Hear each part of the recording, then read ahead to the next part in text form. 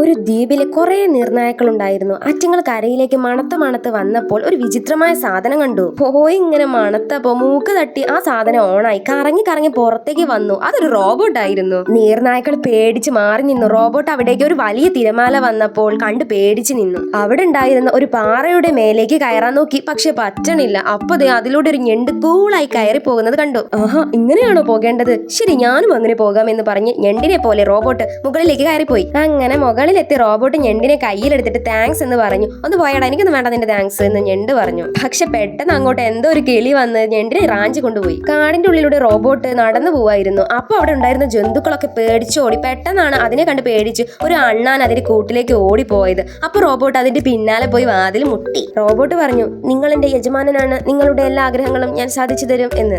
ഒന്ന് പോയാടാ, എനിക്കൊന്നും വേണ്ട നിന്റെ സഹായം എന്ന് പറഞ്ഞ് കടലയെടുത്ത് അതിനെ മണ്ടയ്ക്ക് ഒരു കൊട്ടു കൊടുത്തു. ഓക്കെ സാർ എന്ന് റോബോട്ട് പറഞ്ഞ് അണ്ണാന്റെ ഫോട്ടോ എടുത്തു. അതെന്താണ് ഒരു കിസിക്ക് എന്ന് പറഞ്ഞ സൗണ്ട് എന്ന് അണ്ണാനെ തിരിച്ചു ചോദിച്ചു. ഒന്നുമില്ല അണ്ണ, ഒരു ഫോട്ടോ എടുത്തേണെന്ന് പറഞ്ഞ് ആ ഫോട്ടോ അതിന്റെ വീടിന്റെ മുന്നിൽ ഒട്ടിച്ചു വെച്ചു. പാർട്ട് 2 വേണ്ടവര് 2 അമർത്തുക.